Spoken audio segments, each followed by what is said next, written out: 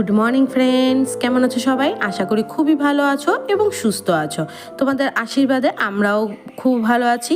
SD শতাব্দীতে তোমাদের সকলকে অনেক অনেক স্বাগত। তো এই যে দেখতেই পাচ্ছ, সকালবেলা কিন্তু কাজকর্ম শুরু হয়ে গেছে। আজকে সকাল সকাল দিনটা খুব সুন্দরভাবে শুরু হয়েছে। তো আজকে শ্রাবণ মাসের সোমবার। তো সকালবেলা উঠেই টিফিন করেছি রুটি আলু ভাজা। তো ছেলেকেও দিয়ে মানে টিফিনে রুটি আলু ভাজা দিয়েছি।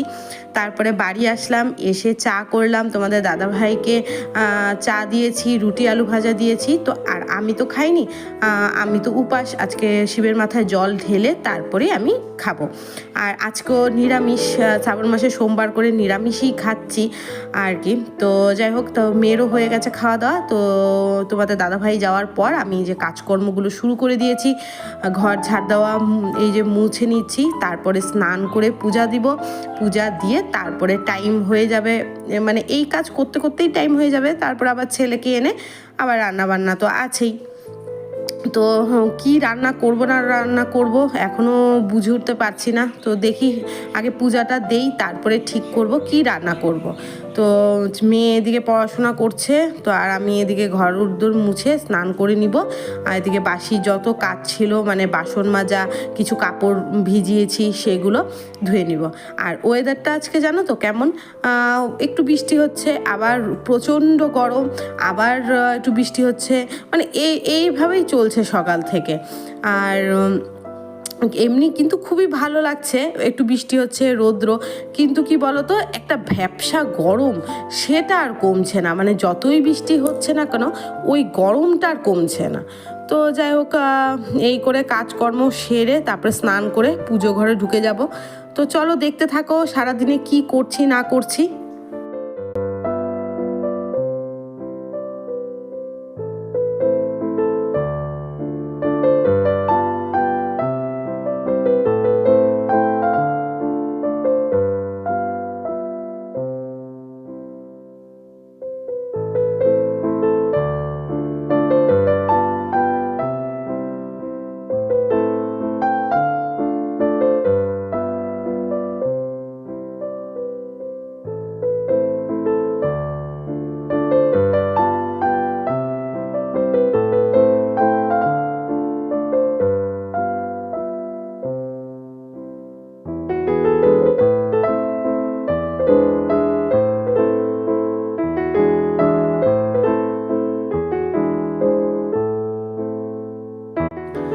তো এই যে বন্ধুরা, পুজো ঘরে ঢুকে গেছি, স্নান করে এসে বাসন কোসন মেজে নিলাম, ঠাকুর ঘরটা পুরো মুছে নিলাম।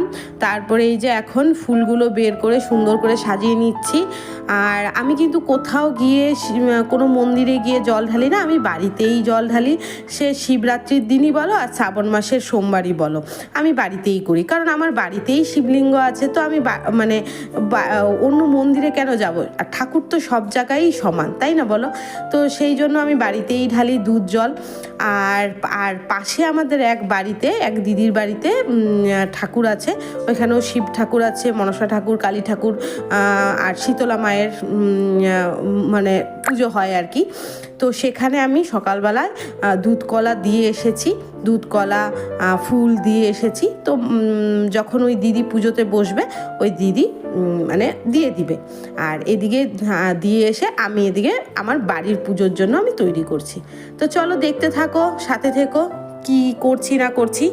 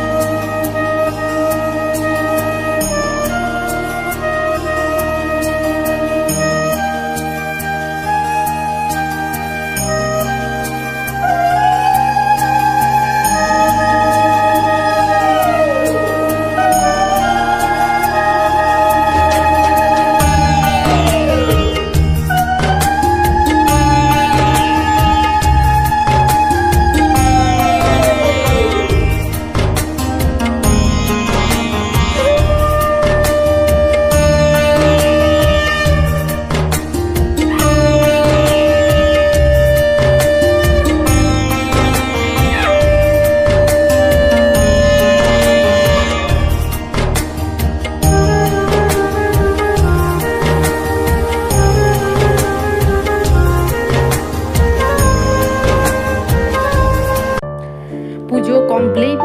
তো একবারে ড্রেসও পরে নিলাম, কারণ টাইম হয়ে গেছে, ছেলেকে আনতে হবে। তো এই জন্য একদম তাড়াহুড়া শুরু করে দিয়েছি।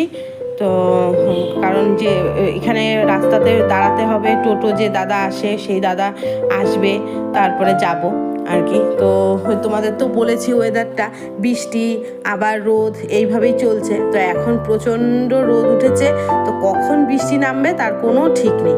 তো কাপড় ধোয়া মানে হয়নি, কাপড় ধুতে পারিনি, ভিজিয়ে রেখেছি। তো এসে আবার এদিকে রান্নাবান্নাটাও করতে হবে, কারণ রান্নাও করিনি, মানে কি করব বুঝে পাচ্ছি না, নিরামিষ। তো দেখি কি করি আর কি। তো সবচেয়ে বড় কাজ যেটা মানে স্নান করা, ঘরদোর পরিষ্কার, পুজো দেওয়া, সেটাই কমপ্লিট।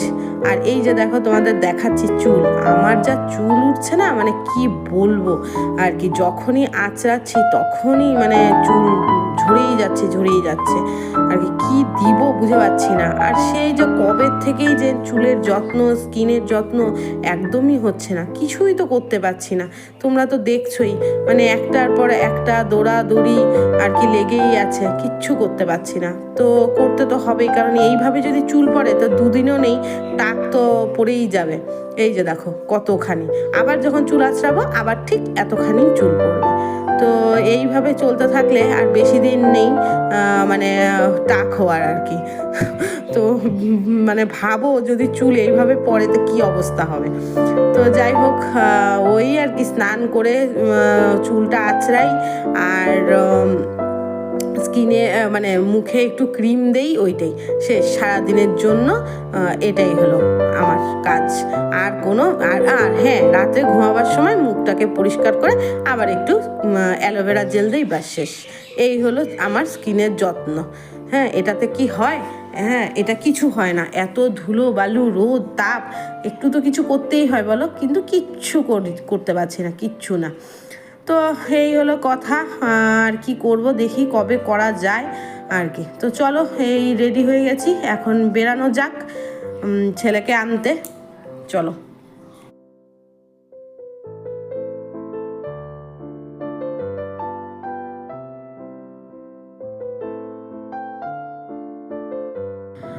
আর এই দিকে দেখো মেয়ে গুজগাছ করছে, কারণ সামনেই দিন চলে আসছে ওর যাওয়ার। তো ওর ড্রেস আর যেগুলো নিয়ে যাবে সেগুলো গুজগাছ করে সামনেই রাখছে। তো এই যে আমি বেরিয়ে পড়লাম, আর বেরিয়েই দেখি বৃষ্টি শুরু। মানে কি অবস্থা, একটু আগেই কড়া রোদ ছিল, এখন আবার বৃষ্টি আর কি। তো হাওয়াও দিচ্ছে তেমন মানে আর কি জোরে, আর তার সাথে বৃষ্টি। এই যে দেখো বৃষ্টি পড়ছে। তো একটু পরে বৃষ্টিটা আসতো, নিয়ে চলে আসতাম ছেলেকে তারপরে। আর এই এখন একটু হলেও বৃষ্টিতে ভিজতে হবে।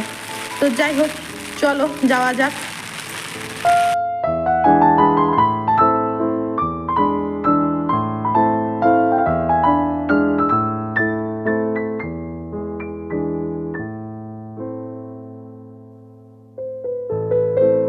এই যে নিয়ে চলে আসলাম ছেলেকে, আর এই যে দেখো এখন জল খেয়ে উনি হলো এখন যাবে দোকান। জিদ ধরেছে দোকান যাবে, কিছু আনবে, খাবে। হ্যাঁ, ঘরেই ঢুকবে না। তখন যাবা কোথায়? কোথায় যাবা বলো? কোথায় যাচ্ছ?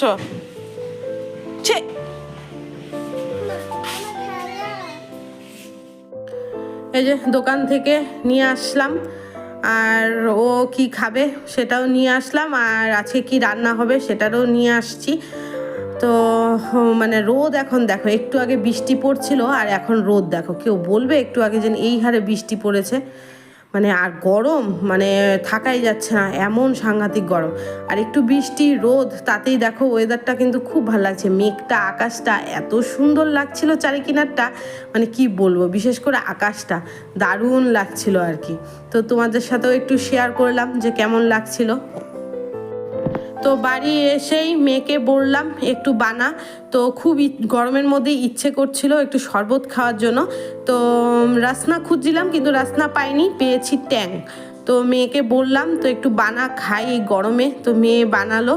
তো খাওয়া দাওয়া মানে একটু খাই, একটু জিরাই শরীরটা, তারপরে রান্নাবান্না শুরু করব।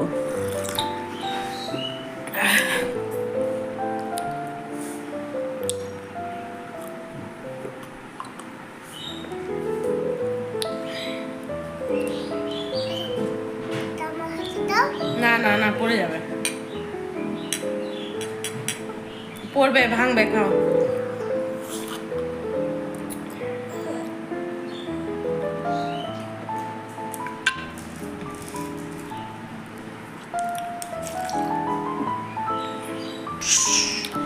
তো দোকানে গিয়েছিলাম, নিরামিষ আজকে, শ্রাবণ মাসের সোমবার, পুজো দিলাম দেখলে। তো প্রসাদ খেয়েছি, প্রসাদ উঠিয়ে মেয়ে স্নান করে পুজো দিয়ে মেয়ের জন্য একটু রেখেছিলাম দুধ। তো বললাম একটু ঢেলে দে, প্রথম দিন তো তো ও সকাল থেকে তেমন কিছু খায়নি, রুটি খেয়েছিল একটা। তো যাই হোক, আর আজকে ভাবছি শ্রাবণ মাস দিন একটু খেতেও ইচ্ছে করছে। বাবা পড়বে, কিন্তু পড়বে। তো ভাবছি রুটি খাবো আজকে সারাদিন। তো আমার সাথে সাথে তো মেয়েও আছে, তো এই জন্য ছোলার ডাল আনলাম, ছোলার ডাল আর রুটি করব আর আলু ভাজা করব তোমাদের দাদা ভাইয়ের জন্য। তো তোমাদের দাদা ভাইয়ের তো একদম পুষাবে না জানি, পড়বে, তো পুষাবে না জানি, ওর এই ছোলার ডাল হলে একদম পুষায় না, কিন্তু কিছু করার নাই, নিরামিষ খেতেই হবে। তাছাড়া আর কি করব বলো। তো এটাই, ছোলার ডালটা এনে ভিজিয়ে রেখেছি, তো সিদ্ধ বসাবো আর এদিকে রুটি করব। বাস, এখন কিন্তু অনেকটাই বেজে গেছে। তো যাই হোক, বড় কাজ মানে ঘর দর পরিষ্কার, স্নান করা, পূজা দেওয়া হয়ে গেছে, এখন শুধু রান্নাটুকুই, তো সে হয়ে যাবে। তো চলো, এইটা শরবতটা খুব খেতে, এই বললো এক্ষুনি বললো, তো খুব খেতে ইচ্ছে করছিল। তো রাসনা মানে পাইনি, ট্যাংটা এনেছি, তো মেয়েকে বললাম একটু বানা, তো ওই বানিয়ে দিল। তো খেয়ে তারপরে রান্নার দিকে যাই, চলো। এই যে রান্না বান্না সমস্ত কিছু কমপ্লিট করলাম, রান্নাঘর পরিষ্কার করে কমপ্লিট করে ছেলেকে খাওয়ালাম। তো ছেলেকে আর রুটি দেইনি, ভাতই খাইয়েছি, ভাত করেছি তোমাদের দাদাভাইয়ের জন্য। আর যেহেতু সকালবেলা টিফিনে রুটি খেয়েছে, তার জন্য ভাত খাওয়ালাম, ওকে খাইয়ে। আর এদিকে মেয়েও নিয়ে নিয়েছে রুটি, আর এখন আমি নিচ্ছি। তো খেয়ে নিই, প্রচণ্ড খিদে পেয়েছে, তো এই নিয়ে নিলাম। তো চলো খাওয়া দাওয়াটা করে একটু রেস্ট নিব, তারপরে আসছি তোমাদের সামনে। তো চলো। তো খাওয়া দাওয়া কমপ্লিট, আর এই যে দেখো খাওয়া দাওয়ার পর ছেলেকে শুয়ে দিয়েছিলাম, তো ঘুমিয়ে গেছে ও। তো আমি একটু শুলাম, তোমাদের দাদাভাই এখনও আসেনি, আর কেন জানি প্রচণ্ড ঘুম পাচ্ছে, খুব ক্লান্ত লাগছে। তো চলো একটু ঘুমাই, তারপরে আসছি বিকেলে।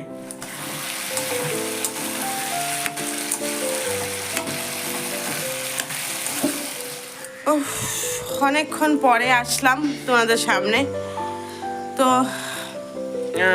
চোখগুলো না ভীষণ ব্যথা করছে, আর সন্ধ্যার থেকে দুপুরবেলা এসেছিলাম, তো দুপুরবেলা একটু ঘুমিয়েছি, তারপরে সন্ধ্যা পর থেকে আর মানে ঘুম থেকে ওঠার পর থেকে আর ভিডিও করিনি, কারণ প্রচণ্ড মাথা যন্ত্রণা করছে, আর মনে হচ্ছে যে চোখ মুখগুলো ফুলে আছে। তো ফুলে আছে কিনা আমি বুঝতে পারছি না, কিন্তু মনে হচ্ছে আমার চোখগুলো একদম ফুলে ফুলে আছে, এরকম লাগছে ভিতরে। তো এটাই আর কি। তো বিকেলবেলা চাও কিছুই খাইনি, আর রুটি করেছিলাম, ছেলে বলে রুটি সস দিয়ে খাবে, তো ছেলেকে রুটি সস দিয়ে দিলাম। আর এখন হলো আলু ভাজা, তোমাদের দেখিয়েছি, আলু ভাজা বসালাম, ডাল আছে। তো তোমাদের বলেছিলাম যে দুপুরবেলা আলু ভাজবো, কিন্তু আলু আর ভাজিনি।